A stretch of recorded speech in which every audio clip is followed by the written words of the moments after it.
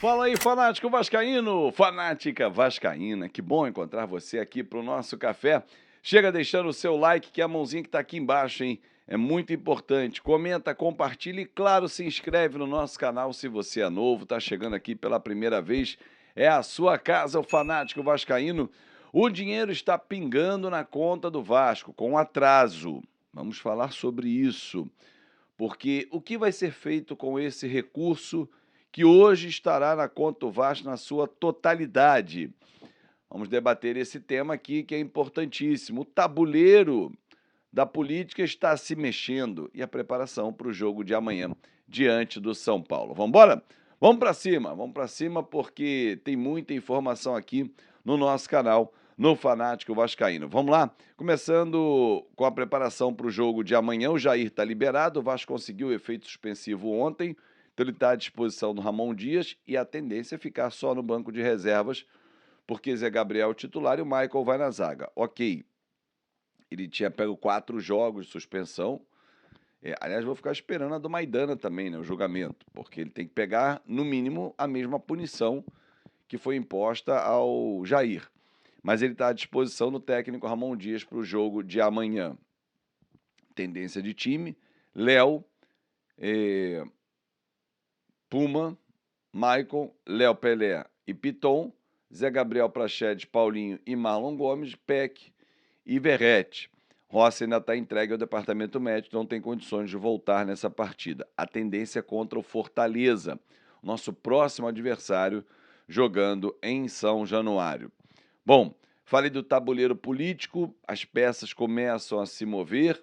O ex-candidato à presidência em outras eleições, Sérgio Frias, vem como primeiro vice-presidente-geral da chapa do Luiz Roberto Levenciano.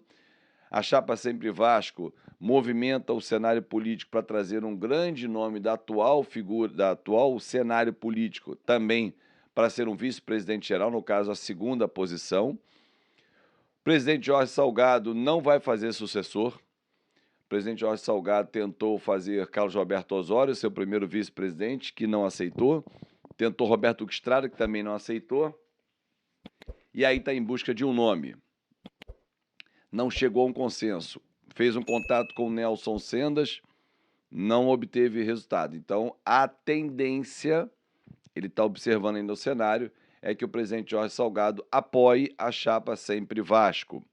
Júlio Brandt saiu da chapa e tem a sua candidatura própria nessa eleição para presidente do Vasco. Ainda há outros candidatos hoje à presidência, Eduardo Cassiano, Pedro Strozenberg, o Marcelo Borges, mas até o meio desse mês alguns nomes podem se unir. O Euriquinho, né, Eurico Brandão Filho. Então a tendência é de que o Euriquinho e o Cassiano unam-se ao Luiz Roberto Levenciano. O Júlio Brandt pode ter o apoio de algum outro candidato. O Marcelo Borges não abre mão da sua candidatura por enquanto. Então vamos aguardar e o Pedro Strozenberg avalia o mercado também, o cenário como um todo. Ainda tem o Leonardo também como candidato. Enfim, são cenários políticos, as peças estão se movimentando para a eleição que está marcada para o dia 11 de novembro. Por que eu digo marcado? O Vasco tem um jogo com o Botafogo nesse fim de semana, 11 e 12, a tabela não está desmembrada. Caso o jogo venha para a data de 12, eleição 11. Caso o jogo seja 11, eleição 12. Enfim, bom, vamos falar sobre o aporte financeiro. Ontem foi um dia de muitas reuniões, de muita apreensão no clube e na SAF, porque era a data final do envio dos 110 milhões de reais. Na verdade, já contabilizando os juros. Por quê? O Vasco fez um aporte, segundo eu apurei, e é a mesma informação que o Pedrosa trouxe, de 16 milhões durante essa temporada para aquisição de jogadores, enfim, pagamentos. Então desconta-se dos 120, cai para 104.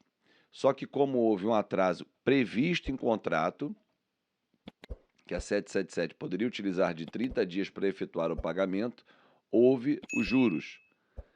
Dentro dos juros, algo em torno de 6 milhões de reais. Então chegamos a uma conta de 110. O Vasco trabalhava com a data de 5 de setembro para o aporte chegar, o aporte não chegou. Então, por isso, esses juros foram correndo. Do pagamento de 110 milhões ontem à noite, entraram na conta aproximadamente 40 milhões, 38 milhões e pouco, né? Porque fez 35% desse valor. Então, 40 milhões, faltando ainda 70 milhões. Estou arredondando, tá, torcedor? Que o Vasco, hoje, agora pela manhã, pode ser que no momento que você esteja assistindo o vídeo já tenha visto, já tenha feito a transferência, né? Porque tem que fazer a conversão cambial. O câmbio abre 9h30 da manhã, as mesas de câmbio no mundo, então o horário brasileiro é de 9h30 às 4h30 da tarde, para fazer essa conversão. Dinheiro vai para a conta da Vasco da Gama SAF. Uma vez apurado esse recurso, o Vasco começa a pagar os clubes que está devendo.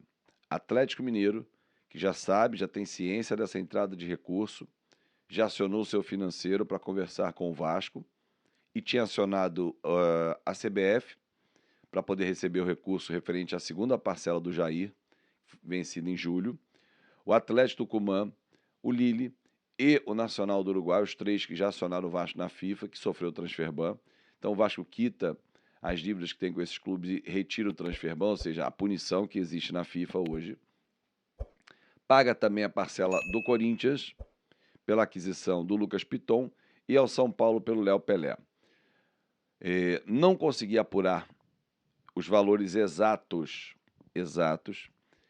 desses pagamentos totais, mas pelo que vi de conversas com quem tive ontem ao longo do dia, desses 110 milhões de reais, o Vasco deve empenhar algo em torno entre 30 e 40 milhões de reais, ou seja, dos 110, restariam ao Vasco entre 70 e 80 milhões de reais para efetuar o dia a dia, para planejar a sequência da temporada, para dar sequência, e o ano que vem. Porque esse novo aporte só pinta em setembro do ano que vem ou outubro. Ah, Fábio, mas hoje é dia 6 de outubro. Pelo contrato, a 777 fez o pagamento fora do prazo. Extrapolou os 30 dias que ela tinha sob o contrato para efetuar o pagamento. Verdade. Por isso, ontem, o presidente Jorge Salgado esteve reunido com o seu vice-presidente Carlos Roberto Osório e também Roberto Estrada para entender o que poderia ser feito. Reuniões essas que já vêm acontecendo. O presidente Jorge Salgado não está satisfeito com a relação 777 e SAF, não com os profissionais que estão aqui. A relação com o Lúcio Barbosa é excelente, por exemplo. Há o diálogo constante, ele se fala o tempo todo. O Lúcio presta contas ao sócio Vasco da Gama, na figura do presidente Jorge Salgado, que senta na cadeira da administração na SAF, ele, Duque Estrada, como representante do Vasco, então eles têm que ser informados realmente. E hoje há uma relação transparente e de diálogo franco.